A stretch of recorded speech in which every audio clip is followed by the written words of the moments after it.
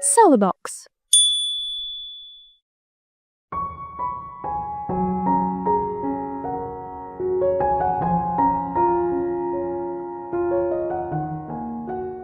Hay, mabuti at naubos na ang lahat ng paninda ko ngayon.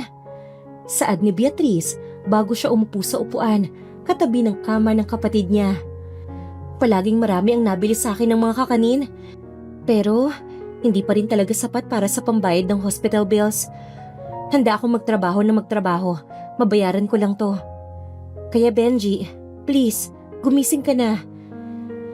Hindi napigilan ni Beatrice ang sarili niya at napaiyak na siya. Halos 2 buwan nang nasa ospital ang kapatid niya. Hindi inaasahang nabangga kasi ito ng sasakyan habang naglalaro ito. Bukod doon, ay tinakbuhan pa siya ng nakabangga sa kanya. Kaya naman grabe na lang ang hirap na dinaranas ni Beatrice ngayon. Kung kani-kanino na siya umuutang para lang makapagbayad ng hospital bills, pero hindi pa rin ito sapat. Habang tumatagal ang pananatili ni Benji sa ospital, ay mas lalong lumalaki ang hospital bills nito. Habang patuloy ang pagluha ni Beatrice, ay hindi niya namalayang may pumasok na nurse sa loob ng kwarto. "Miss, may bisita po kayo." Saad ng nurse, dahilan para mabilis niyang punasan ang luha niya at tumayo. "Bisita?" Tanong niya, nagtatakang lumingon sa pintuan. "Hi, Besh!" Pagbati ng best friend ni Beatrice na si Iya bago siya niyakap nito. "Kamusta ka na? Pasensya na wala ako ng 1 buwan dito May mga modeling event kasi ako eh. Nga pala, nabayaran ko na yung hospital bill ni Benji ngayon." "Bakit? Alam mo namang marami na akong utang sa'yo Saka, hindi pa sigurado kung kailan ako makakapagbayad, Iya." "Ano ka ba, Beatrice? Kahit kailan mo ako bayaran, okay lang sa akin. Saka alam mo naman, only child ako at parang kapatid ko na si Benji. Bukod doon, ay pinaimbestigahan ko na yung nakabangga kay Benji. Naghahanap lang sila ng mga ebidensya para maipakulong natin yung taong yon." Saad ni Iya na mas lalong nagpaluha kay Beatrice. "Hindi ko alam kung paano ko sasabihin, pero sobrang thankful ako sa'yo, Iya. Pasensya na at kailangan mong gawin ang mga to para matulungan ako. Hirap na kasi ako eh. Feeling ko anytime sasabog ng pag-iisip ko sa dami ng problema." Lumuluhang saad ni Beatrice, kaya naman pinapakalma na siya ni Iya at niyakap. "Palalampasan mo rin lahat yan, Beatrice. Magtiwala ka. Palagi mo ring tatandaan na nandito ako palagi para suportahan at tulungan ka." Hindi madaling makahanap ng kaibigan na tulad ni Iya. Magkaiba ang estado ng buhay nila ni Beatrice, pero kahit na ganon ay hindi niya ginawa ng masama si Beatrice. Para kasi sa kanya, si Beatrice ang tunay na kaibigan, ang palaging totoo sa kanya, kaya naman handa siyang samahan ito sa lahat ng problema na haharapin ng dalaga. "Maraming salamat, Iya Hindi ko alam ang gagawin ko kung wala ka dito." Patuloy sa pag-iyak si Beatrice bago sila bumitaw sa yakapan at naupo sa may sofa. "Nga pala, pinabibili ko lang yung assistant ko ng pagkain. Looking at you, alam kong hindi ka pa kumakain eh. Masama yan dahil baka magkasakit ka. Magagalit sa'yo si Benji kapag nagising siya at naubutan kayang ganyan."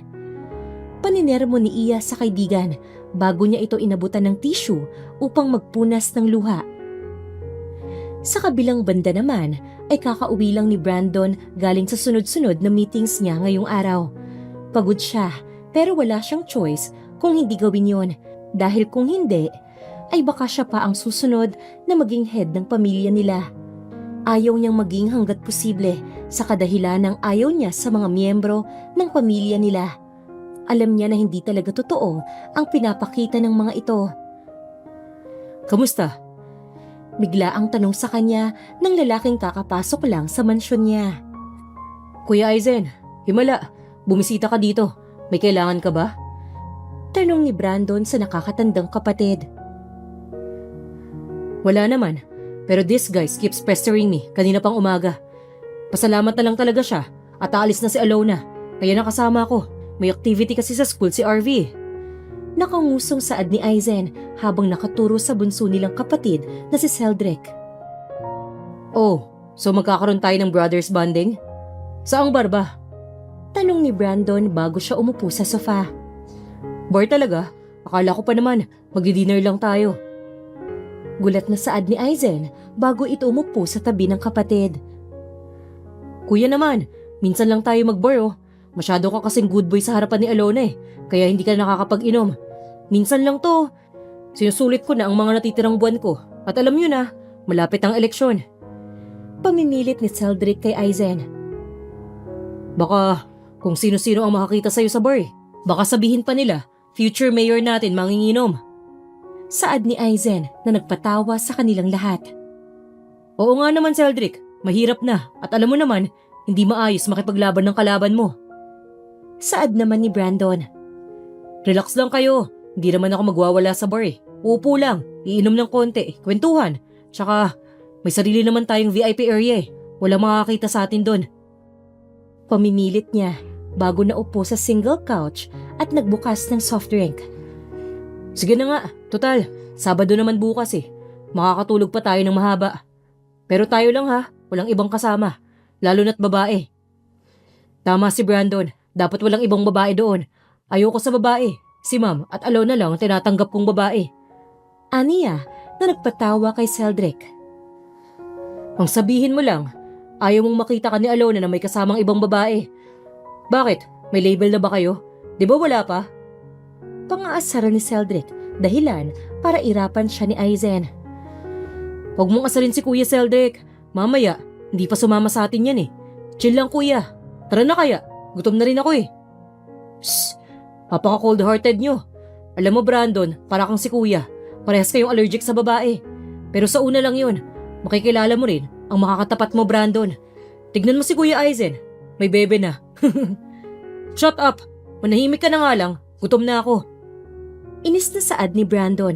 Naiinis siya dahil kahit kapatid niya ay pinipilit siyang magkaroon ng kasintahan. Kung si Kuya napilit nila, ako hindi. Pagmamatigas ni Brandon bago sila tumayo. I'm too busy to even think about having a relationship. Sa sobrang dami ng kumpanyang minamanage ko, wala na akong oras para sa kanya. Ani niya sa sarili bago siya sumakay sa kotse niya. Pagdating nila sa bar, ay agad silang dinala sa isang pribadong VIP room na malayo sa mata ng publiko. May dim lights, eleganteng setup, at soft music na tumutugtog sa background. Sinalubong sila ng waiter at agad na tinanong kung ano ang gusto nilang orderin. Isang bucket ng beer, chicken wings, at fries. Tapos steak para sa kuya kong masyadong sosyal. Aniya, sabay kindat kay Aizen. Ang dami mong sinasabi, kahit ano kakainin ko. Pero don't expect me to praise it. Dahil para sa akin, yung luto lang ni Alona ang masarap. Aniya, sabay upo sa leather couch habang nakangiti. Ayan na naman siya. Si Alona palagi ang bukang bibig Hoys, who would have thought na yung kuya nating sobrang sungit at cold sa family gathering ay nagiging behave at masunuring lalaki. Iba talaga kapag in love Saad ni Celdric na may halong pang-aasar sa kuya niya. Well, I don't know about that dahil I don't have interest in loving someone. By the way, kape lang sa akin. Baka makatulog ako rito Ano ba yan? Kape sa bar? Hoys, mabuti na lang kumpleto ang bar na to. Nakangusong saad ni Celdric bago nila sinabi sa waiter ang mga order nila. Nagkwentuhan, nag-usap tungkol sa pamilya at business ang ginawa nila. Halos isang buwan na ang nakalipas pero hindi pa rin nagigising si Benji. Araw-araw siyang binibisita ni Beatrice at kinukwentuhan ng kung ano-ano ang nangyayari sa araw-araw niya. Masaya si Beatrice habang nagkukwento kahit alam niyang hindi ito naririnig ng kapatid niya. Isang araw, habang naglalako si Beatrice ng kakanin sa may parke, ay may hindi inaasahang nakita siyang isang mamahaling kwintas sa may damuhan. Kaagad niya itong pinulot. Sa disenyo pa lang ng kwintas ay halata na sobrang laki ng halaga nito. Kapag sinanla ko ang kwintas na to, sigurado akong mababayaran ko kahit kalahati ng hospital bills ng kapatid ko kay Iya. Teka, bakit ganito ang iniisip ko? Malito Beatrice, tandaan mo, ang paggawa ng tama ang pinakamahalaga sa lahat. Baka pati sobrang halaga nito sa tunay na may-ari. Kailangan ko siyang dalhin sa may lost and found para makuha to ng may-ari. Ani niya sa sarili bago siya nagtungo sa may lost and found. Habang kinakausap siya ng staff doon tungkol sa kwintas, ay biglang dumating ang isang babae na mukhang aligaga at kinakabahan. Hello? Gusto ko lang magtanong kung may nagdala ba rito ng kwintas na may malaking bato ng diamante? Tanong ng babae. Dahil sa sinabi niya, ay napatingin sa kanya si Beatrice. Ito po ba ang hinahanap niyo? Tanong ni Beatrice bago niya pinakita ang kwintas na hawak niya. Ayun nga! Naku, maraming salamat at may nagdala rito. Ikaw ba ang nakakita ng kwintas ko, iha? Tanong ng babae at tumango naman ang dalaga. Napakabait mo naman kasi sigurado akong kapag iba ang nakakita nito ay hindi na nila isusuli. Napakahalaga nito sa akin dahil regalo to ng asawa ko ng first anniversary namin bilang mag-asawa. Pagpapasalamat ng babae na napatingin naman kay Beatrice. Tama ang ginawa ko ang tama. Sobrang halaga pala nito sa tunay na may-ari. Aniya sa sarili. Aniya, bago sila sabay lumabas, kinuha ni Beatrice yung kakanin na tinda niya sa may guard at akmang aalis na siya nang pigilan siya ng babae. Iha, anong pangalan mo? Beatrice Ann Ramos po. Kayo po ba?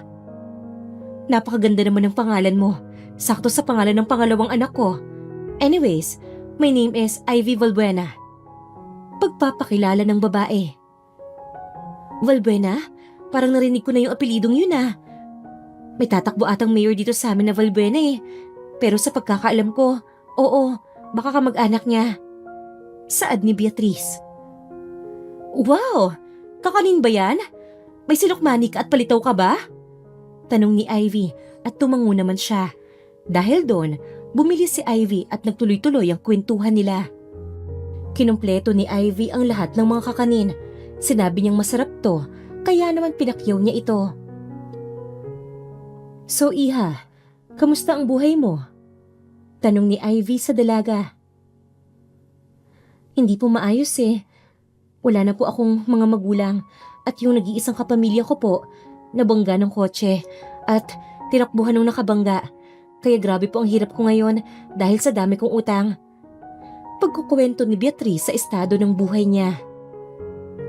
Nako, ang bata-bata mo pa pero ang dami mo ng pinagdadaanan. Iha, nakakaawa ka naman. Ilang taon ka na ba? 24 po.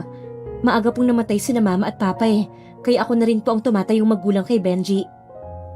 Siya ba yung nabangga? Opo, halos ilang buwan na po siyang nasa ospital eh. Hindi pa rin po siya nagigising. Hindi ko po kayang bayaran ng hospital bills niya. Kaya araw-araw po ako naglalako ng kakanin at kung ano-ano pa para lang makaraos. Napansin ni Ivy ang lungkot at tapang sa mga mata ni Beatrice. Tahimik siya ng ilang sandali bago muling nagsalita. Iha, okay lang ba kung sumama ka sa akin? Tanong ni Ivy sa dalaga. Ha? Saan po? Dadalhin ko tong kakanin sa bahay ng pangalawa kong anak. Mahilig yun sa matamis at sigurado akong matutuwa siya kapag natikman niya ang kakanin mong ito. Hindi naman nakatanggi si Beatrice at sumama siya kay Ivy. Hindi niya alam pero ang gaan-gaan ng loob niya sa babaeng yon. Bukod doon ay sobrang bait pa nito. Parang napako si Beatrice sa kinatatayuan niya nang makarating sila sa tapat ng isang malaking gate. Mansyon? Tama nga ang hinala ko. Baka isa sa mga anak niya yung tatakbong mayor. Pero ang sabi niya, pangalawang anak, di ba? As far as I know, bunso yung tatakbong mayor eh. Ani niya sa sarili bago sila pinagbuksan ng malaking pinto at binati sila ng lahat ng maid. Lisa, nandito na ba si Brandon? Tanong ni Ivy sa isa sa mga maid. Wala pa po, Madam Ivy. Sagot naman ng maid. Mabuti naman at wala pa siya. By the way, Iha, may gusto akong ipakiusap sa'yo. Pero don't worry, parang magiging trabaho mo to. Di ba sabi mo, hindi malaki ang kinikita mo sa paglalako ng kakanin? Gusto mo bang bigyan kita ng trabaho? Handa akong magbayad ng 100,000 kada buwan para pumayag ka sa gusto mo. Saad ni Ivy na para bang medyo hindi mapakali. 100,000? Sobrang laking halaga nun. Mababayaran ko na si Iya doon at makakayanan ko na rin bayaran kada buwan ang hospital bills ni Benji. Aniya sa sarili. Ano po bang kailangan kong gawin sa trabaho na yan? Saad ni Beatrice habang hinahanda ang sarili.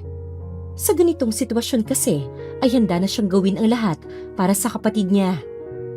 Saka nahihiya na rin siya na palaging si Iya ang nagbabayad nang dapat siya ang nagbabayad. Ganito kasi yon. Meron akong 3 anak. Ang panganay sa kanila ay hindi inaasahang umiibig na. Ang ikatlo ko namang anak ay masyado pang bata at tatakbo siya bilang mayor. Ang problema lang sa kanilang magkakapatid ay ang ikalawa kong anak. Kagaya ng kuya niya, ayaw niya ring magkaroon ng karelasyon o umibig. Sa ngayon, may iniibig na ang kuya niya. Habang siya ay parang paninindigan talaga yung sinasabi niya. Every time na magtatanong ako sa kanya kung kailan niya babalak magkaroon ng pamilya, ay palagi niyang sagot ay wala at never. Ayoko namang tumanda siyang solo at maging lonely siya. Pagkukwento ni Ivy sa kalagayan ng anak niya. Tapos po, tanong ni Beatrice. Kaya mo ba siyang paibigin? Like yung palalambutin mo ang puso niya at ipapakita mo sa kanya ang saya ng pagkakaroon ng kasama sa buhay. Bukod doon, ay magdadagdag ako ng napag-usapan nating sahod mo kada buwan kapag may improvement. Pasensya na Iha ha. Ayoko talagang tumanda siya ng solo. Willing ka bang tanggapin ang alok ko na yon? Tanong ni Ivy sa dalaga. Napahigpit ng hawak si Beatrice sa basket ng kakaning dala. Ramdam niya ang bigat ng sitwasyon at biglang pag-ikot ng kanyang mundo. Sa isang iglap, mula sa simpleng tendera ng kakanin, ay inalok siya ng trabahong hindi niya inaakala. Ito ay isang trabahong may kinalaman sa puso ng isang lalaki na hindi pa niya nakikilala. Paibigin po? Tanong niya na may kaba sa boses. Paano ko po gagawin yon kung hindi ko naman siya kilala? Baka po mapalayo pa lalo ang loob niya sa akin eh. Baka po hindi kami magkasundo. Tanong ni Beatrice tungkol sa mga posibleng mangyari. Yun nga ang punto, Iha. Gusto kong makilala ka niya. Makita niya kung gaano kaganda ang buhay kapag may taong nagmamahal sa kanya. Hindi kita pinipilit na lokohin siya o magkunwari. Gusto ko lang na iparamdam mo sa kanya ang saya ng pagkakaroon ng kasama sa buhay. Hindi ko po alam kung tama to, pero kung ito lang ang paraan para makabayad na ako sa mga utang at hospital bills ni Benji, baka dapat subukan ko to. Nagdadalawang isip pa ang dalaga dahil hindi niya alam kung tama ba to, pero mas nangingibabaw sa kanya ang kapatid niya. Walang sapilitan, Iha, pero kung papayag ka, gusto ko nang ipakilala ka sa kanya sa lalong madaling panahon. Hindi ko na rin kayang hintayin na tuluyan na mawalan siya ng interes sa pakikipagrelasyon. Kilala ko ang anak kong yun. Para siyang allergic sa babae. Sa bagay, hindi na ako magtataka dahil ganun din ang ama nila nung una ko siyang nakilala. Naligo ba naman ng alkohol nang hinawakan ko? Grabe, di ba? Nakangusong saad ni Ivy na nagpatawa kay Beatrice. Sa mga oras na yan ay nakapagdesisyon na siya. Wala nang atrasan ito. Yan na ang nasa isip niya. Sige po, Ma'am Ivy. Susubukan ko. Gagawin ko po ang lahat ng makakaya ko. Pagtanggap niya sa offer ni Ivy, napangiti naman si Ivy dahil sa sinabi niya. Salamat, Iha. Alam kong hindi ako nagkamali sa'yo. Simula ngayon, ikaw na si Beatrice, ang espesyal naming bisita dito sa bahay. At baka balang araw, maging higit pa ron. Well, kung sakali mong maging higit pa doon, hindi na ako tututol pa dahil napakabuti mo. Alam mo ba, para kang yung isa kong magiging future daughter-in-law. Napakabait. Pagkukwento ni Ivy, patuloy sila sa pag-uusap at pagkukwentuhan nang biglang tumunog ang cellphone ni Ivy. Kaya naman, nag-excuse muna ito upang sagutin ang tawag. Iha, Pumunta ka muna sa kusina at kumuha ka ng makakain natin doon. Sasagutin ko lang ito dahil mahalaga to. Aniya, kaya naman sinunod siya ni Beatrice at nagtungo ito sa kusina. Napakaganda naman ng mansyon na to. Sobrang yaman talaga nila, Ma'am Ivy. Pero ano nga kayang itsura ng lalaking dapat kong paibigin? Gwapo kaya siya? Saka, sabi nga pala ni Ma'am Ivy, masungit yun eh. Mapapaibig ko kaya yun? Tanong ni Beatrice sa sarili niya bago niya binuksan yung ref. Habang kumukuha ng pagkain si Beatrice sa may kusina, ay bigla siyang hinuli ng lalaki at sinandal sa pader. Magnanakaw! Paano ka nakapasok sa mansyon ko, ha? How dare you to steal food from me? Sigaw ni Brandon nang may nakita siyang hindi pamilyar na babae na kumukuha ng pagkain niya sa ref niya. Bitawan mo ako! Hindi ako magnanakaw! Sigaw ni Beatrice habang pinipilit niyang makaalis sa pagkakahawak ng binata. Pilit na sinasabi na wala siyang kasalanan pero ayaw pa rin talaga siyang bitawan ni Brandon. Dahil doon ay sinipa niya ang ari nito, dahilan para mapasigaw ito sa sakit. Ouch! That hurts! I'm gonna call the police and make sure na makukulong ka! Pagbabanta ni Brandon sa dalaga. Ilang beses ko bang sasabihin sa'yo na hindi ako magnanakaw? Anong ginagawa mo dito, bodyguard? Hindi mo ba ako nakita kanina nung pumasok ako kasama ko si Ma'am Ivy? Inis na tanong ni Beatrice sa binata na ngayon ay nakahawak na sa bangko sa sobrang sakit ng pagkakasipa sa kanya ng dalaga. Bodyguard, porket naka-black suit ako, bodyguard na. Saka tandaan mo to, kapag talaga ako hindi nagkaroon ng anak, ikaw ang babalikan ko. Sobrang lakas ng pagkakasipa mo, baka nabali na yung ano ko eh. Ang OA mo naman, kung binitawan mo kasi ako kaagad, edi sana hindi kita sisipain ng ganyan. Ang tigas kasi ng ulo mo eh. Hindi ka marunong Hindi natapos ni Beatrice ang sinasabi niya nang dumating doon si Ivy. Anong kaguluhan to? Ma'am, that crazy girl. Sinipa niya yung ari ko. Can you believe that? Nagnanakaw siya ng pagkain sa ref ko. Galit na saad ni Brandon, dahilan para mapairap si Beatrice. Ilang beses ko bang sasabihin sa'yo na hindi nga ako magnanakaw? Ang tigas ng ulo mo eh. Kaya ka nasipa eh. Napakamot na lang sa ulo si Beatrice dahil sa mga nangyayari. Grabe ang ugali ng lalaking to. Parang kung pagsasamahin kami nito sa isang bahay, ay hindi kami tatagal lang kahit isang oras. Hindi ba naman marunong umintindi? Sinabi ngang hindi nga ako magnanakaw eh. Inis na saad ni Beatrice sa sarili niya. Anak, hindi siya magnanakaw. I'm the one who asked her to get some foods in here. What? You told her to, Mom? You don't just bring random strangers here in my mansion and let them raid our fridge. Inis na sigaw ni Brandon habang nakahawak pa rin sa parte ng katawan niya na sinipa ng dalaga. Enough of that, Brandon! Huwag mo siyang awayin dahil makakasama mo siya dito sa mansyon mo. Sabi ni Ivy na nagpagulat sa kanilang dalawa. What?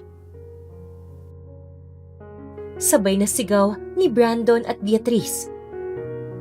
Siya po yung pangalawa niyong anak? Hindi makapaniwalang tanong ni Beatrice kay Ivy. Oo, Beatrice. I want you to meet Brandon Valbuena, my second son. Anak, siya naman si Beatrice Ann de Ramos. Ang anak ng isa sa mga kaibigan ko. Wala ang mga magulang niya, kaya naman, bala kong dito muna siya patirahin sa mansyon mo. Saad ni Ivy, dahilan para hindi makapaniwalang napatingin sa kanya ang kanyang anak. What? No, Ma'am! Ayaw kong makasama ang babaeng yan. Sa iba na lang siya tumira. I don't like her. Sigaw ni Brandon bago ito tumalikod sa kanila. As if namang gusto kita. I don't like you either. Aniya, bago niya dinilaan ng binata. Ayaw na ayaw nila sa isa't isa, to the point na nag-aalala si Ivy sa kung mapapaibig ba nito ang anak. Anak, hindi pwede sa kuya mo. Gawa ng kasama niya doon si Alona. Ang mansyon naman ni Celdric ay ginagawa pa. Kaya huwag ka nang tumanggi. Ilang buwan lang naman eh. Wala na bang ibang matitirhan yan?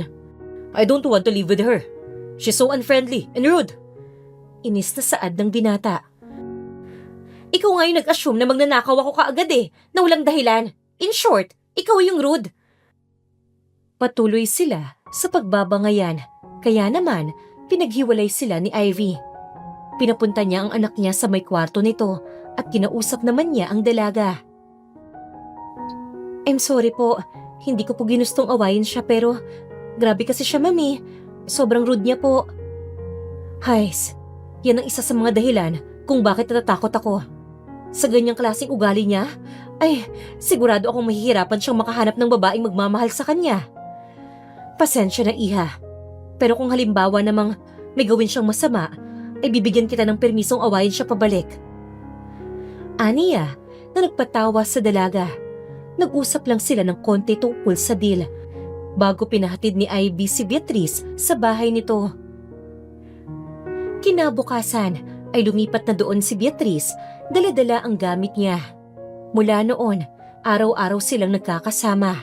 Laging may bangayan, lalo na't hindi masikmura ni Brandon ang pagiging masiyahin at makulit ni Beatrice.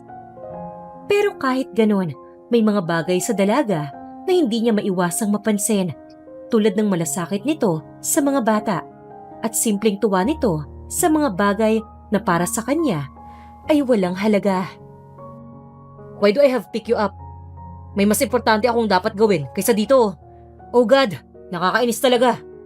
Magpasalamat ka. Hindi ko matanggihan si ma'am. Inis na saad ni Brandon nang makarating siya sa tapat ng parke. Kasalukuyang 8:00 na kasi ng gabi at bago pa lang papauwi ang dalaga. Gabi na at delikado. Kaya naman, pinasundo ni Ivy si Beatrice sa ospital. Kahit kailan talaga, pang-inis at istorbo ka. Alam mo, kung magrereklamo ka lang, edi sana, hindi mo na ako sinundo. Mas gugustuhin ko pang umuwi ng mag-isa kaysa naman umuwing kasama ka. At nasundo mo nga ako, pero puro ka naman reklamo. Umuwi ka na nga lang at magta-taxi na lang ako. Saka mo pa naisip sabihin yan kung kailan nandito na ako. Pumasok ka na sa kotse, dalian mo na, at may kailangan pa akong puntahan. Aniya, bago niya hinawakan ang braso ng dalaga, pero hinigit nito kaagad ang braso niya. Umuwi ka na, hindi kita kailangan para makauwi ako. Pwede mong sabihin ng maayos. Alam mo, mas okay pa na hindi mo na lang ako sinundo, kaysa naman kung ano-ano pang sinasabi mo. Umalis ka na, kaya ko umuwi mag-isa. Sigaw ni Beatrice bago niya tinalikuran ang binata, pero muli siyang pinigilan ni Brandon. Ano ba? Bitawan mo ako! Sigaw ni Beatrice nang mapaharap sila sa isa't isa. Bigla namang napako sa kinatatayuan niya ang binata nang makita niya ang luha na tumutulo mula sa mga mata ni Beatrice. Umuwi ka na! Pumunta ka na doon sa importante mong kailangang puntahan! Aniya, at akmang tatalikuran na niya ulit si Brandon nang yakapin siya nito. I'm sorry, hindi ko sinasadya. Paghingi niya ng paumanhin, dahilan para mas lalong maluha si Beatrice. Halos 10 minuto silang nanatili sa ganoong posisyon bago bumitaw si Beatrice sa yakapan nila at tumalikod. Magsasalita na sana siya nang biglang kumalam ang tiyan niya. Gutom ka na? Saka, gutom na rin ako eh. Shall we eat something? Tanong ni Brandon. Nabigla si Beatrice dahil naging soft ang tono ng pananalita sa kanya ng binata. Hinawakan siya nito sa kamay at dinala papunta sa kotse niya. Sumakay naman siya at maya-maya lang ay tumigil sila sa tapat ng isang restaurant. Let's eat here. This is one of my restaurant. Aniya, bago sila lumabas sa may kotse at pumasok sila sa loob ng restaurant. Order everything you want. It's my treat. Aniya, kaya naman pumili na si Beatrice. Hindi porket nilibre mo ako ng dinner ngayon, ay bati na tayo. Galit pa rin ako sa'yo. Nakasimangot na Aniya, dahilan para mapangisi ang binata. Okay. I get it. Anyways, kumain ka na lang muna. Natatawang saad ng binata bago siya uminom ng tubig. Maya-maya lang ay dumating na ang mga pagkain nila. Ganyan talaga ang serving niyan? Bakit parang ang dami naman? Oh, Normally, hindi. Pero pinadamihan ko in case na magustuhan mo. Aniya, dahilan para hindi makapaniwalang napatingin sa kanya ang dalaga. Grabe ha, yung normal serving nga siguro, hindi ko kayang ubusin eh. Tapos pinadagdagan mo pa? Anong tingin mo sa akin, baboy? Inis na saad ng dalaga bago niya sinamaan ng tingin ang binata. Kung hindi mo mauubos, edi okay lang. Kumain ka na para kumalma ka.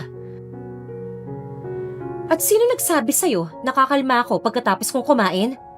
Oh, so mali pala yung nakita ko sa internet. Sorry, I don't know anything about girls' behavior and preferences. Anyways, just eat. Aniya, bago ito nagsimulang kumain. Bakit nga pala nagstay ka pa? Akala ko ba may importante kang kailangang puntahan kaya ayaw mo kong sunduin? Oh, that? Inuman lang yun with my brothers. Kaya na nila yun. And now that I think about it, wala ako sa mood uminom ng alak. Aniya, bago uminom ng juice. Alam mo, next time, kung may pinapagawa sa'yo ang mom mo na may kinalaman sa akin, sabihin mo na lang na ayaw mo. Hindi yung kung ano-ano pag sinasabi mo. Nakakasakit kasi ng damdamin eh. Alam ko namang wala lang ako sa'yo pero yung sabihan mo ko ng storbo at pang-inis, nakakasakit ng damdamin yun. Sobra. Saka, hindi ko naman sinabihan ng mom mo na sunduin mo ko eh. Pagpapaliwanag niya habang patuloy sila sa pagkain. Hindi alam ng binata pero mas lalo siyang nag-guilty nang ipaliwanag ito sa kanya ng dalaga. I'm sorry, I didn't know. Aniya, hindi na nagsalita pa ang dalaga at pinagpatuloy nila ang pagkain. Nang matapos silang kumain ay sobrang dami pang natira kaya naman napaisip si Beatrice kung ano bang pwedeng gawin doon. Doon sumagi sa utak niya ang mga batang nakita niya nung pupunta sila sa restaurant na yon na namamalimos. Kaagad niyang tinanong si Brandon kung may mga styro sila. Okay lang ba kung balutin ko ang mga pagkain to upang ipamigay doon sa mga batang nadaanan natin kanina? Mukha kasi hindi pa sila kumakain eh. Saad ni Beatrice na nagpagulat sa binata. Hindi niya inaasahang may ganitong side pala si Beatrice. Pumayag naman ng binata at tinulungan niya si Beatrice na balutin yon. Pagkatapos noon ay bumalik sila doon sa nadaanan nilang mga bata at binigay to ni Beatrice sa kanila. Nagugutom na ba kayo? Heto may dala akong pagkain oh. Aniya, dahilan para maging masaya ang mga bata. Masaya nilang binuksan ng styro at kumain sila. Maraming salamat po Ate Ganda. Kaninang tanghali pa po kaming walang kain eh. Pagpapasalamat ng bata kay Beatrice. Hindi alam ni Brandon pero napangiti na lang siya dahil sa kabaitan ng dalaga. Bumili pa ito ng tubig sa tindahan upang may mainom ang mga bata. Nabusog po kami. Maraming salamat po Ate Ganda at Kuya Pogi. Pagpapasalamat nila sa kanilang dalawa. Hindi alam ni Brandon pero parang masarap pala sa pakiramdam kapag may natutulungan. Huwag kayong mag-alala dahil kapag nanalo ang kapatid ko ay magagawan niya ng paraan kayo. Saad ni Brandon bago sila nagpaalam at bumalik na sila sa kotse upang makauwi na. Medyo malayo ang mansyon nila doon kaya naman hindi inaasahang nakatulog si Beatrice sa biyahe. Nang makarating sila sa mansyon ay hindi na ginising ni Brandon ang dalaga at binuhat niya na lang to. Pagpasok niya sa loob ay hindi inaasahang bumungad sa kanya ang dalawa niyang kapatid. Where have you been, Brandon Ace Balbuena? Taas kilay na tanong ni Aizen nang mapatingin siya sa buhat-buhat ni Brandon. Anong ginagawa niyo dito? Nagtatakang tanong ni Brandon sa mga kapatid niya. Ay, kaya naman pala hindi sinagot ang mga chat natin kasi may pinagkakabisihan ng iba. Anyways, tayo na lang muna Kuya Aizen. Saad ni Celdric nang biglang tumunog ang cellphone ni Aizen. Sorry Celdric ikaw na lang muna ngayon. Nagchat kasi si Alona eh. Ipagluluto niya raw ako ng adobo and I don't want to miss that. Kaya mo ng sarili mo, malaki ka na. Pagpapaalam ni Aizen bago siya naglakad papalabas sa mansyon ng binata. Kayo talaga, mga traidor. Porket may mga babae na kayo, ganyan na kayo sa akin. Cruel. Tandaan nyo, maghahanap na rin ako ng girlfriend. Sigaw ni Celdric Dahilan para magising ang dalaga. Oh, sorry maingay ako. I'll go now. Bye! Pagpapaalam nito bago lumabas sa mansyon. Mukhang pagod na pagod ka, kaya magpahinga ka na. Aniya ng binata at tumango naman si Beatrice. Dumiretso na siya sa kwarto niya at tuluyang nakatulog. Habang natutulog si Beatrice ay nag-iisip naman si Brandon. Naisip niya na naging masungit siya sa dalaga. Gusto niyang baguhin yon dahil nakita niya na hindi rin naman pala masama ang ugali ng dalaga. Nakita niya kung paano ito tumulong sa mga bata. Pinikit na lang niya ang mga mata niya at nakatulog na rin siya. Balak na sanang makipag-ayos ni Brandon sa dalaga kinaumagahan. Masaya siya nang magising at tinanda na niya ang mga sasabihin niya sa dalaga. Ang kaso lang ay nawala ang ngiti niya nang makababa siya sa may sala. Mula sa may bintana ay natanaw niya si Beatrice na kausap ang isa sa mga hardinero at binigyan pa ito ng pagkain ng dalaga. Hindi niya alam pero bigla na lang siyang nakaramdam ng ines. Hindi niya maipaliwanag kung bakit pero imbis na makipagbati ay mas lalo siyang nagalit. Dahil doon, muli na naman silang nag-aaway. Hindi maintindihan ng dalaga dahil akala niya ay maayos na sila. Bakit ba siya nagkakaganito na naman? Maayos na kami nung nakaraan na. Ano bang problema niya? Inis na tanong ni Beatrice sa sarili niya. Kasalukuyang katatapos lang nilang mag-away dahil pinagluto niya si Brandon pero hindi nito kinain. Sa bawat paglipas ng araw ay ganun pa rin ang nangyayari. Para bang wala ng pag-asang magkaroon ng improvement dahil doon ay nababahala na ang dalaga. Ayaw naman niya kasing masayang ang binayad sa kanya ni Ma'am Ivy. Ngunit isang araw, nag-akit ng outing si Ivy sa Palawan. Family bonding sana nila kasama si Beatrice. Ngunit ang start ng reservation nila ay sa Monday. Ang kaso lang ay sa Wednesday pa makakasunod ang mga magulang nila dahil sa business meetings. Habang si Celdric naman ay may meeting rin sa munisipyo. Si Aiza naman ay may kailangan pang puntahan at dahil Monday ang start noon at kapag hindi sila nakapunta ng Monday ay ibibigay ito sa iba. Napilitang pumunta ng maaga si Beatrice at Brandon. Not bad, maganda ang hotel. Saad ni Brandon bago sila pumasok sa loob. Buong biyahe sa eroplano, hindi sila nag-uusap. Tahimik lang at walang nagtatangkang magsalita. Magkaiba sila ng hotel room, kaya naman hindi na ito magiging awkward para sa kanila. Hais, ano ba nangyayari sa kanya? Halos ilang araw na kaming hindi nagkakausap ng maayos Hindi niya ako pinapansin kahit tawagin ko siya. Akala ko pa naman, magbabago na ang pakikitungo niya sa akin simula nung gabing yon. Nakangusong saad ni Beatrice bago siya humiga sa higaan niya. Parehas silang walang pansinan, walang tinginan at walang pakialamanan hanggang sa mag-Wednesday nang tumawag si Ivy. Ano? Hindi na kayo makakasunod dito, ma'am? Bakit? This is a one-week trip. Hanggang kailan ba yung unexpected business meeting ni Dad? Tanong ni Brandon sa ina. Kasalukuyang magka-video call sila dahil may sasabihin daw si Ivy sa kanila. Baka next week pa, dahil sunod-sunod talaga Alam mo naman, marami tayong kumpanya sa iba't ibang bansa. Saka ang dahilan naman kay Celdric ay naghahanda na siya para sa pangangampanya niya. Mahalaga yon dahil nalalapit ng eleksyon. Si Aiza naman ay may mga meetings kasama ang ibang mga family member para sa contract natin sa Vejerano family. I'm sorry. Paghingi ng paumanhin ni Ivy sa anak at kay Beatrice. Okay lang po, susulitin na lang po namin ang pagbabakasyon dito para hindi masayang. Aniya, bago tuluyang natapos ang video call. Ibig sabihin, kaming dalawa lang dito hanggang Monday? Feeling ko hindi kami parehas mag-e-enjoy dito Parehas lang kaming hindi magpapansinan at magiging awkward. Hais, ano ba itong nararamdaman ko? Bakit kahit inis na ako sa kanya, parang gusto ko pa rin siyang kausapin. Parang gusto kong ayusin kung ano man ang dahilan kung bakit siya nagkakaganon. Sa kabilang dako naman ng resort, si Brandon ay nasa balcony ng kwarto niya. May hawak na basong tubig, nakatingin sa malayo habang pinapakinggan ang mga hampas ng alon. Tahimik ang paligid pero magulo ang isip niya. Bakit ba ako naiinis sa kanya? Wala naman siyang ginagawang masama eh. Tapos kanina, ang bait pa rin niya kay ma'am sa tawag. Ako lang talaga tong ewan eh, na umaasta na parang bata. Bumuntong hininga na lang siya at tumayo, nilapag ang baso, at bumaba, papunta sa beachfront. Naglakad-lakad siya habang nag-iisip kung ano ba talaga ang dapat niyang gawin.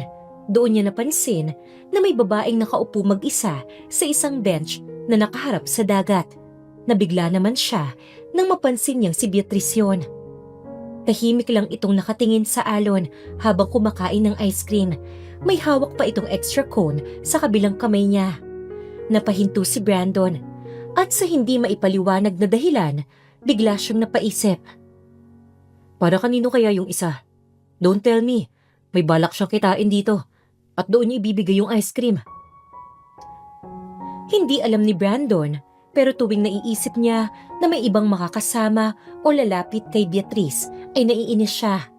Dahil doon ay bumalik na siya sa kwarto niya. Kinagabihan ay napagpasyahan ni Beatrice na mag-ikot-ikot upang mapag-isip-isip muna. Habang nag-iikot siya, ay hindi inaasahang napadpad siya sa tapat ng isang lugar na para bang maraming tao. Dahil doon, napagpasyahan niyang pumasok at nabigla nang makita niyang bar to. Hi ma'am, ano pong orderin niyo? Tanong ng bartender sa dalaga. Hindi niya alam, pero bigla siyang na-curious. Ano kayang lasa ng alak ng mayayaman? Hindi pa ako nakakatikim ng ganito eh. Alak ng mahirap lang ang natitikman ko. Gin o kaya Red Horse. At dahil may pera siya, ay napagpasyahan niyang umorder ng random para matikman niya kung masarap ba o hindi. Ano pong maire-recommend niyo sa akin? Tanong ni Beatrice sa bartender. Red Queen po, masarap yan, matamis at hindi kayo kaagad malalasing. Sige, yun na lang. Aniya, nang ibigay na sa kanya ng bartender yung order niya, ay nasarapan siya. Masarap kasi to, kaya naman nakailang baso siya. Ang kaso lang, habang lumilipas ang oras, ay nakakaramdam na siya ng pag-ikot ng paligid. Napahawak na siya sa gilid ng lamesa. Uuwi na sana siya nang may lumapit na babae sa kanya at inakit siya nitong sumayaw. Ha? Ayoko. Parang nahihilo na ako eh. Pilit na tanggi niya habang nakapikit na halos ang mga mata at nakahawak pa rin sa gilid ng mesa. Ngunit ang babae ay masyadong mapilit. Inakbayan siya nito at pilit siyang hinihila palapit sa dance floor. Sa kalagitnaan ng kaguluhan at ng ingay ng bar, hindi na rin niya narinig ng maayos ang paligid at parang lumulutang ang buong katawan niya. Halika na! Sayo lang! Enjoy lang! Sabay hila sa kanya. Napilitan naman ang dalaga at sumayaw na din ito kahit sobra na ang hilo na nararamdaman niya. Doon na lumapit sa kanya ang lalaki at hinapit nito ang bewang ng dalaga. Akmang hahalikan na nito si Beatrice nang bigla itong bumulagta sa dance floor. Nabigla si Beatrice nang makita niyang si Brandon ang sumuntok sa lalaking yon. Don't you dare touch her again. I swear, I'll break all of your bones if you did that again. Pagbabanta ni Brandon sa lalaking yon, bago niya binuhat ng pa-bridal style ang dalaga. Pagkabuhat ni Brandon kay Beatrice, ay dali-dali nilang nilisan ang bar habang iniiwasang tumingin sa paligid. Ramdam niya ang mga mata ng mga tao sa kanila, pero wala siyang pakialam. Ang importante ngayon ay mailayo si Beatrice sa gulo at maiuwi ito ng ligtas. Habang nasa labas na sila, bahagyang dinilat ni Beatrice ang mga mata niya. Brandon, ikaw ba yan? Oo, ako to. At pagbalik natin sa hotel, lagot ka sa akin. What are you even doing there? Inis na sabi niya, pero halatang mas nangingibabaw ang pag-aalala niya kaysa sa galit sa tono ng boses niya. Sa elevator pa lang ay halos makatulog na si Beatrice. Nakapikit ito habang panay ang bulong ng kung ano-ano na nakakahiya. Akala ko hindi mo na ako gusto makita at makausap. Bakit ang gwapo mo pa rin kahit galit ka? Sunod-sunod na tanong niya habang pinipisil niya ang pisngi ng binata. Napailing na lang si Brandon pero hindi niya mapigilan ang mapangiti ng bahagya. Pagkarating sa kwarto ni Beatrice Maingat niya itong hiniga sa kama. Tinanggal niya ang sapatos nito, inayos ang kumot, at sinigurong may tubig sa lamesa ng tabi ng higaan nito in case na mauhaw ang dalaga. Habang pinagmamasdan niya ang natutulog na dalaga, napabuntong hininga siya. Anong ginagawa mo sa akin, Beatrice? Kanina, gusto na kitang sigawan, sa inis. Pero ngayon, bakit parang ayokong mawala ka sa paningin ko? Kahit isang segundo lang. Umupo siya sa bangko sa tabi ng kama at pinagmasdan niya ang dalaga. Maya-maya lang ay nagsalita na si Beatrice habang nakapikit pa rin. Brandon, bakit ganito ka sa akin? Bakit mo ko iniiwasan? Ang sama-sama mo? Saad ng dalaga habang natutulog to. Napakurap naman si Brandon. Hindi niya akalaing ganun pala ang nararamdaman ng dalaga. Akala niya ay wala lang sa dalaga ang mga inis at lamig ng pakikitungo niya. Tumayo siya at lumapit sa kama. Umupo sa tabi nito at maingat na hinawakan ng kamay ng dalaga. I'm sorry, hindi ko alam kung bakit Pero, huwag mong isipin na wala akong pakialam sa'yo. Kasi meron, hindi ko lang maintindihan kung bakit ganun ang nararamdaman ko kapag nakikita kitang may kasamang iba Para bang gusto kitang ipagdamot. Para bang gusto ko sa akin ka lang. Hindi niya alam kung naririnig ba siya ni Beatrice o hindi. Pero hindi na rin niya napigilan ang sarili. Yumuko siya at marahang hinalikan sa noo ang dalaga. I'm sorry. Bulong niya at akmang ilalayo na niya ang mukha niya sa dalaga nang may pumulupot na kamay sa may leeg niya. Nakakainis ka? Wala naman akong ginagawa sa'yo tapos iniiwasan mo ko. Nagulat na lang si Brandon nang makita niyang nakamulat na pala si Beatrice at lumuluha to. Oh God, I made her cry again. Feeling ko ang sama kong tao. Malungkot na saad ni Brandon bago niya pinunasan ng luha ng dalaga. I'm sorry. I'm sorry for everything, Beatrice. Paghingi niya ng tawad bago niya muling hinalikan sa noo si Beatrice, halos ilang minuto silang nagtitigan ng masinsinan hanggang sa hindi na napigilan ni Brandon ang sarili niya at hinalikan na ang dalaga sa labi. Pwede ba? Tanong ni Brandon at tumango na lang ang dalaga bilang pagbigay permiso. Doon na mas lalong lumalim ang paghahalikan nila hanggang sa kumalat na ang init ng katawan nila at may hindi inaasahang nangyari sa kanila ng gabing yon. Nagising si Beatrice dahil sa liwanag na tumatama mula sa bintana ng hotel room nang imulat niya ang mga mata niya. Una niyang naramdaman ay ang init ng isang braso na nakayakap sa bewang niya. Dahan-dahan siyang lumingon at nanlaki ang mga mata niya nang makita niyang si Brandon ang nasa tabi niya na nakayakap pa sa kanya at mahimbing na natutulog. Oh my God! May nangyari sa amin kagabi? Gulat niya na saad sa sarili. Agad siyang napaupo sa kama at tinakpan ng kumot ang sarili habang pilit na inaalala ang nangyari. Pero sa bawat flashback na bumabalik sa isipan niya, ang halikan, ang pag-amin, ang bawat haplos ay mas lalong nanglalamig ang palad niya. Ano bang ginawa ko? Nakatikim lang ako ng alak tapos, oh my God, ganito na ang nangyari. Kaagad na pabangon si Brandon nang maramdaman niyang wala na ang dalaga sa tabi niya. Beatrice? Mahinang tawag niya bago nagpunas ng mukha niya at naupo rin sa kama. Kita sa mukha niya ang kaba dahil natatakot siyang baka magalit sa kanya ang dalaga. Sorry kung nasaktan ka. O kung may nagawa akong mali. Hindi ko ine-expect na may mangyayari sa atin. Hindi kita pinilit. Pero kung ayaw mo nang maalala yung nangyari, okay lang. Hindi niya na natapos ang sasabihin niya nang magsalita ang dalaga. Shh, Brandon. Hindi mo naman ako pinilit Binigyan kita ng permiso kagabi. Namumulang saad ng dalaga bago siya yumuko. Tahimik lang sila at walang balak magsalita nang lumapit si Brandon sa dalaga. Let's clean ourselves and eat breakfast together. Pag-aaya ng binata na nagpasaya sa dalaga. Akala niya kasi ay gugustuhin na ng binata na kalimutan ang lahat pero doon pala siya nagkakamali. Pagkatapos nilang maligo ay kumain sila ng breakfast at nagkwentuhan. Bukod doon ay naglibot-libot rin sila sa beach at naligo. Sobrang saya nilang dalawa noong mga araw na yon. Kasalukuyang gabi na at tulog na ang dalaga sa may tabi ni Brandon.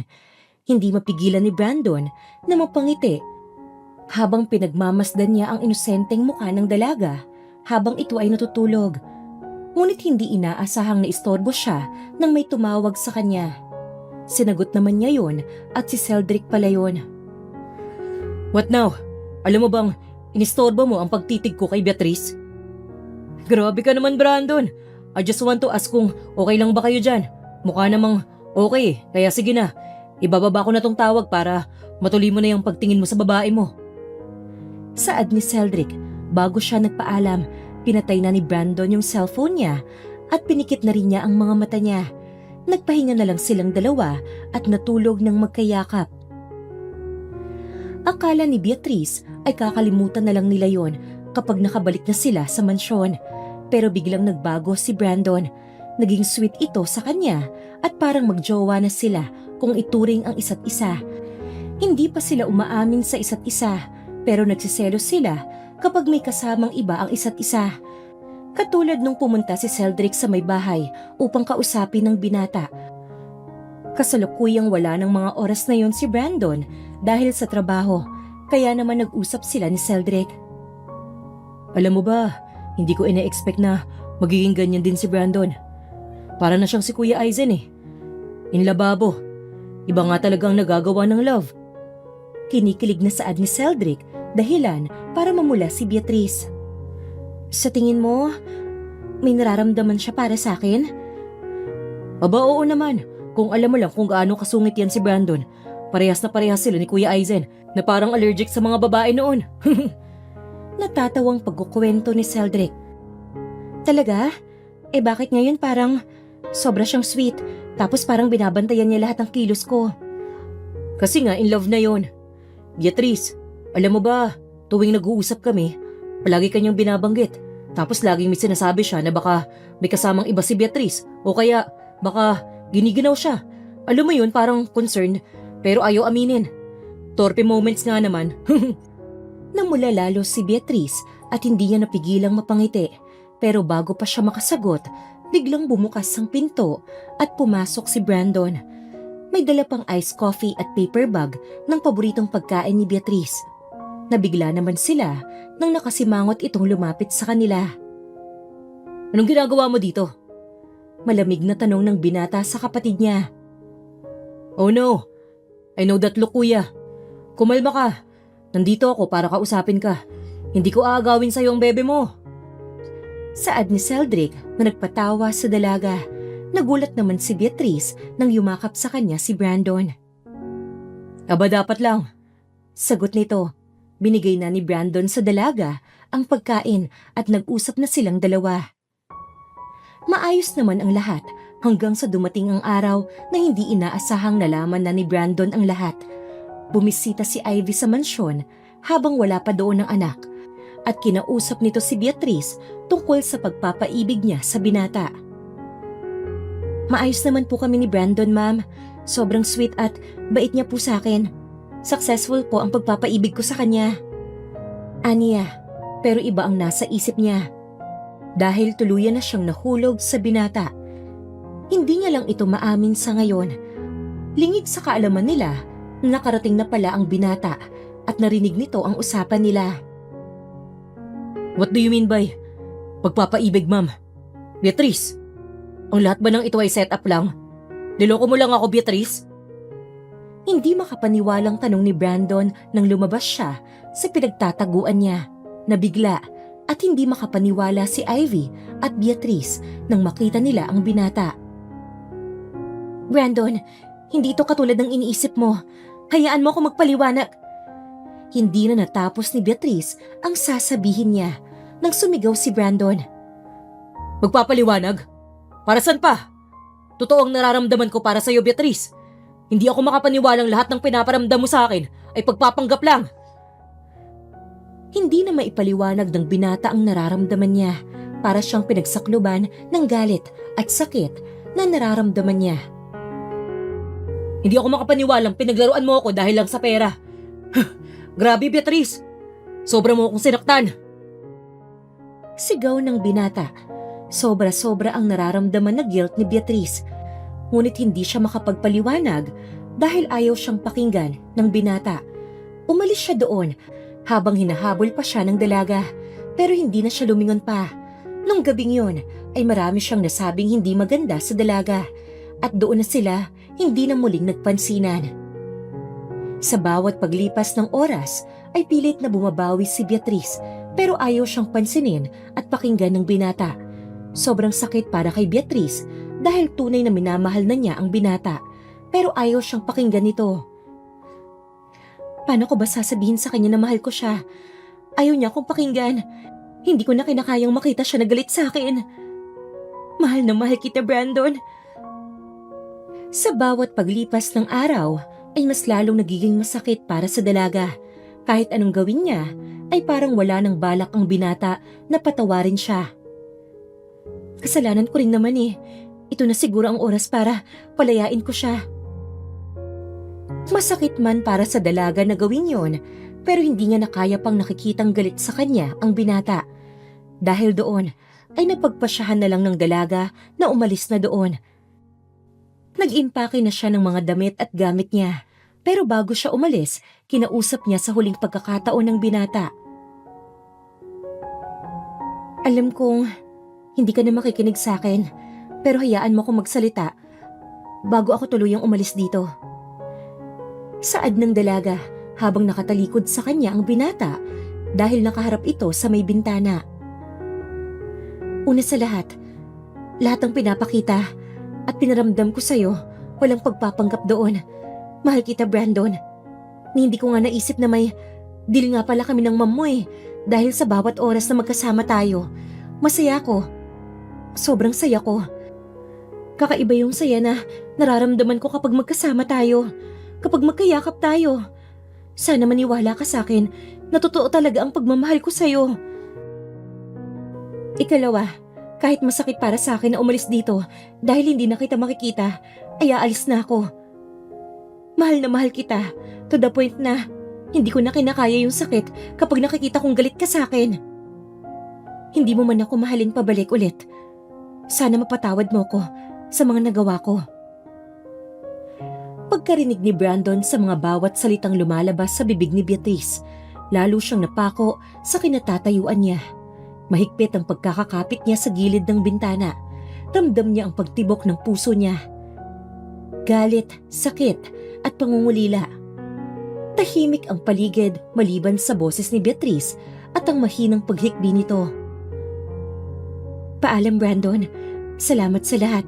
Salamat sa ngiti, sa yakap, sa bawat alaala. Kahit panandalian lang yon, dadalhin ko yon habang buhay. Gusto ko lang sabihin sa'yo na mahal kita. At doon na siya tuluyang tumalikod. Hindi na siya naghintay pa ng sagot. Sa bawat hakbang niya palayo, parang binabasag ang puso niya. Pero alam niyang yun ang tama. Para kay Brandon at para sa sarili niya. Beatrice, bulong ni Brandon. Ngunit huli na, lumabas na ito sa kwarto. Dala ang kanyang maleta at pusong wasak. Mabigat ang damdamin at puno ng sakit ang nararamdaman. Umiiyak siya habang naglalakad sa labas ng mansyon ng binata. Kasalukuyang umuulan ng malakas. Akala niya ito na ang katapusan ng lahat nang biglang... Beatrice! Sigaw ni Brandon, dahilan para mapatingin siya sa gawin nito. Nabigla na lang siya nang yakapin siya ni Brandon habang humahagulgulto. Huwag mo akong iwan! Mahal na mahal rin kita! Umiiyak na saad ng binata. Kaagad naman siyang niyakap pabalik ni Beatrice at sabay silang umiiyak. Habang yakap ni Brandon si Beatrice sa ilalim ng ulan, tila tumigil ang mundo nila. Sa wakas, kapwa nilang naramdaman ng init ng pagmamahal na matagal nilang pinigilan. Ang pagmamahal na natakpan ng galit, takot at maling akala. Sorry, Beatrice. Sorry kung hindi kita pinakinggan. Sorry kung nasaktan kita. dahil sa pag-iwas ko sa'yo. Sobra kasi yung sakit na nararamdaman ko eh. Sobrang sakit isipin na yung babaeng minamahal ko ay pinaglalaroan lang ako. Pero mas masakit pala pag nawala ka sa buhay ko. Akala ko hindi mo na ako mapapatawad. Pero kahit na magkalayo tayo, kahit hindi mo ako mahalin pabalik ulit, mananatili ang pagmamahal na nararamdaman ko para sa'yo, Brandon. Hindi na kita papakawalan pa, Beatrice. Wala nang ibang minamahal at sinisigaw ang puso ko. Kung hindi ikaw lamang, hindi mo kailangang umalis. Pinapatawad na kita at handa akong pakinggan ka. Aniya, bago niya bahagyang pinunasan ang luha ng dalaga. At doon, sa gitna ng ulan, ay muling naglapit ang kanilang mga labi. Pumasok na sila sa loob at nagpatuyo. Habang nagpapatuyo sila, ay pinaliwanag na ng dalaga ang lahat. Nagsimula sa deal ang lahat. Oo, pero nung gabing may pinakain tayong bata, nag-iba ka sa akin. Akala ko, masama lang palagi ang ugali mo, pero nagkakamali pala ako. May good side ka, at yun ang dahilan kung bakit ako nahulog sa'yo. Hindi ko na talaga naisip na may deal pa kami ng mommy mo eh. Dahil masaya ako sa'yo, masaya ako na magkasama tayo, at para sa akin, sapat na yon dahil mahal kita. Tahimik lang si Brandon habang nakikinig sa bawat salitang sinasabi ni Beatrice. Ramdam niya ang katapatan at sakit sa boses nito. Sa bawat titig niya sa mga mata ng dalaga, nakikita niya ang damdaming totoo, ang pagmamahal na hindi kailanman naging peke. Beatrice, sorry din kung hindi ko nilaban ang tiwala ko sa'yo. Alam ko naman kung gaano mo ako pinapahalagahan, pero pinairal ko pa rin ang galit ko kaysa ang pagmamahal ko. Hinawakan ni Brandon ang kamay ni Beatrice. Pero tapos na ang lahat ng sakit. Ngayon, gusto kong magsimula tayo ulit. Yung totoong pagmamahalan talaga. Wala nang sekreto na tinatago sa isa't isa. At higit sa lahat, may matibay na pagtitiwala sa isa't isa. Saad ni Brandon bago niya hinalikan ang kamay ng dalaga. Napangiti si Beatrice sa sinabi ng binata. Niyakap niya ito ng mahigpit na para bang ayaw niya na itong pakawalan. At sa oras na yon, kapwa nila alam na wala nang makakahadlang sa pagmamahalan nilang dalawa. Mahal na mahal kita, Beatrice. Mahal na mahal din kita, Brandon. Yan ang pangyayari sa buhay nila Beatrice at Brandon. 1 taon na ang nakalipas. Simula noon ay officially naging sila na. Marami ang naging sweet moments nila bilang tunay na magkasintahan hanggang sa nagpropose na si Brandon sa mismong 8th monthsary nila at umuo naman ang dalaga. Bukod doon ay 1 buwan matapos sila maging official ay nagising na si Benji. Sobrang saya na nararamdaman ni Beatrice. Pinakilala niya sa kapatid niya ang lalaking minamahal niya at naging close agad si Benji at Brandon. Ngayon ay kasalukuyang katatapos lang ng kasal nila at nasa reception na sila kasama ang lahat ng mga bisita. Sobrang engrande ng kasal nila dahil sa sobrang dami ng bisita nila. Halos buong angkan nila ay imbitado sa kasal nila. Congratulations sa inyo! Pagbati ni Aizen kay Brandon kasama ang asawa nito. Grabe ang pamilya natin. Taon-taon may kasal. Parang last year lang kami ni Alona yung kinasal. Oo nga eh. Baka next year si Celdric na ang susunod. Pero wait, may girlfriend na ba yun? Tanong ni Brandon kay Aizen. Hindi ko alam kung may girlfriend ba yun eh. Pero may sinama siyang babae dito. Maganda siya at mukhang type siya ni Celdric. Sabi ni Aizen, dahilan para matawa sila. Sobrang daming bisita pa ang nagdadatingan at binabati silang dalawang mag-asawa. OMG! Who would have thought na isa sa pinakamayamang pamilya ang papakasalan mo?